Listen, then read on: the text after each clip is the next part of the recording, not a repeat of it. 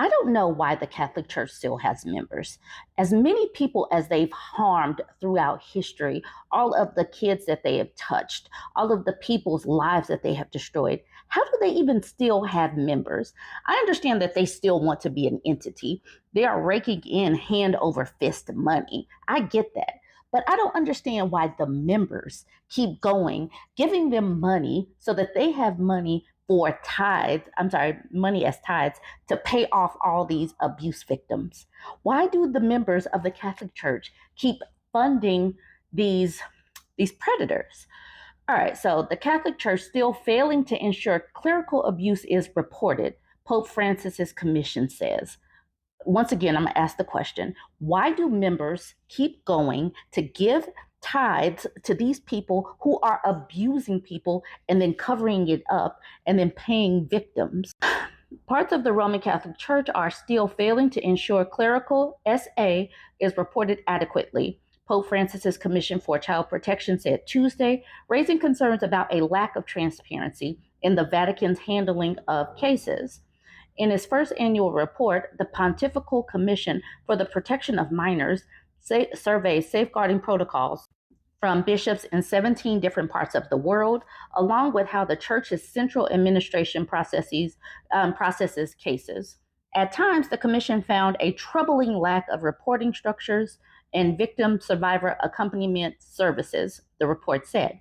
The commission found a persisting concern regarding the transparency in the Roman Curias, the church's central administration, procedures, and juridical processes. The commission notes that this will continue to foment distrust among the faithful, especially the victims or survivors in the community, it added. The report includes several recommendations, including compensation for survivors, a special procurator to represent victims, and for the Pope to write an encyclical letter on the protection of children and vulnerable adults. It also comes after Francis's trip to Belgium, where he faced strong criticism for the church handling of abuse, and where both King Philip and Prime Minister Alex de Croo called for more concrete action. At a news conference in the Vatican to launch the report, Cardinal O'Malley began by thanking survivors for speaking out and dedicated the report to them. He admitted there is still much needing to be done, expressed frustration about the slow pace of change, but insisted the church is on a journey towards a transparent and accountable ministry of safeguarding. Joining him on the panel was Juan Carlos Cruz, an abuse survivor for Chile and a member of the Pontifical Commission, who said the release of the report is an important first step in ongoing efforts to tackle abuse in the church.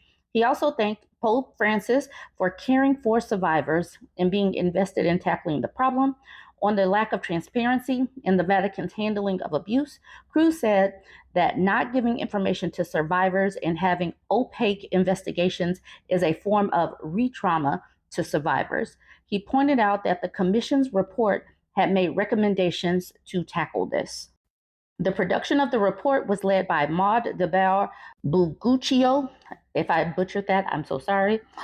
A former UN Special Rapporteur on sexual exploitation of children and a member of the commission that was set up by the Pope in 2014. Francis asked the commission 2 years ago to produce an annual report on child protection initiatives, which he wanted to help bring transparency and accountability on abuse. The fact that there are still parents bringing their children to the Catholic Church baffles my mind. The report looked at Papua New Guinea, one of the countries that the Pope visited last month, finding that the bishops of Papua New Guinea and the neighboring Solomon Islands have inadequate provision for different types of victim survivor support services, and that victims and survivors do not play a direct role in the formulation of church safeguarding policy. Meanwhile, in Cameroon, the Commission found that cultural challenges engender a hesitation to address the problem of abuse head on, and that this hesitation is shared by some church authorities.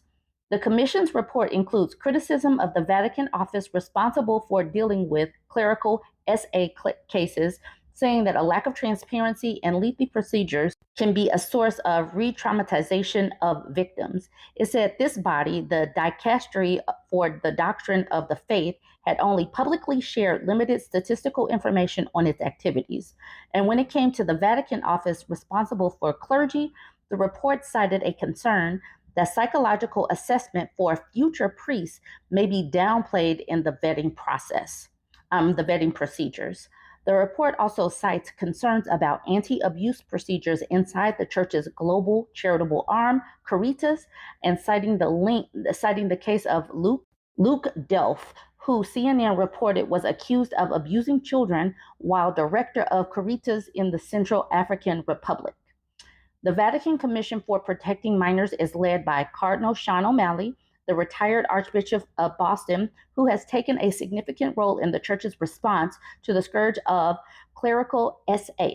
Although the report highlights several concerns about how abuse is being handled, it says there are many other instances the Commission was deeply encouraged by the robust and professional safeguarding regime. Okay, if you really believe that foxes are, protecting the hens, please go ahead and raise your hand. Let me know in the comments if you really, really believe that they're really going to protect somebody. Join the conversation. Let me know. Don't forget to like, comment, and share. So I'm sure you've heard by now that the Washington Post didn't endorse either Donald Trump or Kamala Harris for president, and Jeff Bezos is on the defense. So this one is titled, Jeff Bezos Defends Washington Post Decision to Stop Presidential Endorsements Days Before the Election. He is looking like a supervillain for a comic book movie right here. Jeff Bezos, the billionaire Amazon founder who owns the Washington Post, defended the newspaper's decision to stop endorsing presidential candidates, arguing in part that the move is a way to shore up credibility and combat perceptions of political bias. Presidential endorsements do nothing to tip the scales of an election. No undecided voters in Pennsylvania are going to say, I'm going with newspaper A's endorsement. None. What presidential endorsements actually do is create a perception of bias, a perception of non-independence. Ending them is a principled decision, and it's the right one, Bezos wrote in a 9-paragraph article published on the Post website Monday night. Bezos published his comments 3 days after Will Lewis, the publisher and chief executive officer of the Post, announced that the storied publication would not make a presidential endorsement this year or in any future presidential election, breaking with decades of tradition. The announcement sparked immediate backlash from readers, current and former staff members, and an employee guild and liberal social media influencers. NPR reported Monday that the newspaper lost more than 200,000 digital subscribers since Lewis's announcement. At least 3 members of the newspaper's editorial board have stepped down in protest. The Post editorial page had planned to endorse the Democratic nominee, VP Kamala Harris, according to the newspaper's own reporting. The Post, in an article citing 4 people who were briefed on the matter, reported that Bezos made the decision to stop issuing presidential endorsements. The newspaper has denied that claim through spokespeople. Bezos acknowledged that the move could have been handled better. I wish we had made the change earlier than we did, and a moment further from the election and the emotions around it. That was inadequate planning and not some intentional strategy. Bezos has flatly denied that there was a quid pro quo of any kind with Harris or former President Donald Trump, adding that neither campaign nor candidate was consulted or informed at any level in any way about this decision. Dave Limp, the chief executive of one of my companies, Blue Origin, met with former President Donald Trump on the day of our announcement, Bezos wrote. I sighed when I found out because I knew it would provide ammunition to those who would like to frame this as anything other than a principled decision. But the fact is, I didn't know about the meeting beforehand. Even Limp didn't know about it in advance. The meeting was scheduled quickly that morning. There was no connection between it and our decision on the presidential endorsements, and any suggestion otherwise is false.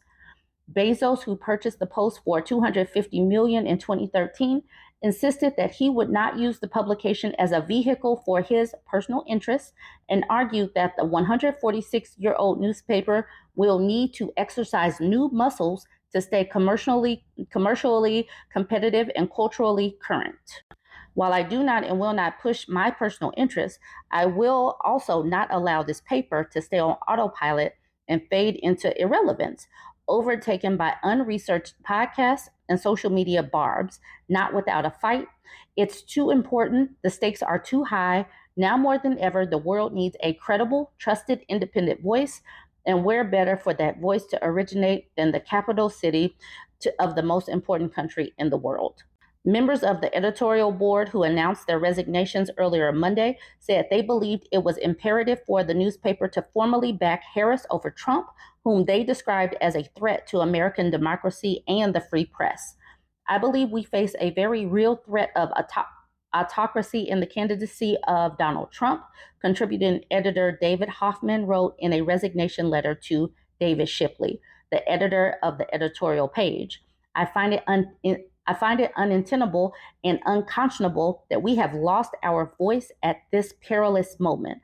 Hoffman shared a copy with the letter with NBC News. Marty Baron, the executive editor of the Post from 2012 until his retirement in 2021, criticized Bezos' comments in a statement to MSNBC, saying in part, refraining from a presidential endorsement within 2 weeks of one of the most highly consequential elections in American history does not inspire trust. It erodes that. That should have been obvious. So, what do you think this is based on? Do you believe Jeff Bezos? Do you believe the editorial board that stepped down? What do you think is the reason for this? Let me know in the comments. Don't forget to like, comment, and share. Gisele, Tom Brady's ex-wife, is pregnant with her boyfriend. She is 44 years old. This is his first child. This is her third child. Just take a gander at them going at it, doing jujitsu, I believe. This is being reported on multiple outlets that she is pregnant with Joaquim Valente's baby. Like I said, her third child, his first. Gisele and Joaquim are happy for this new chapter in their life, and they're looking forward to creating a peaceful and loving environment for the whole family. The source tells People in a statement. They have been dating since June of last year. Their babies will join Benjamin Rain, who's 14, and her daughter Vivian Lake, who she shares with her ex-husband Tom Brady. Now, what I love about this situation is this woman is 44 years old, and I'm so glad that she is this healthy. She's happy. She's doing her own thing, because the narrative tends to be that when women are divorced, they're unhappy, and she walked away from Tom Brady, who obviously wasn't doing it for her for many different reasons. And we have talked about the fact that, he was more plugged in to football than he was to his family. Anyways, remember that you can remain healthy. You can have babies into your 40s if you're looking for it. Don't push so hard to have kids in your 20s. And you can pick up and move on after a divorce, even an especially contentious and public divorce like these two went through. Anyways, join the conversation. Let me know what you think about this one. Don't forget to like, comment, and share.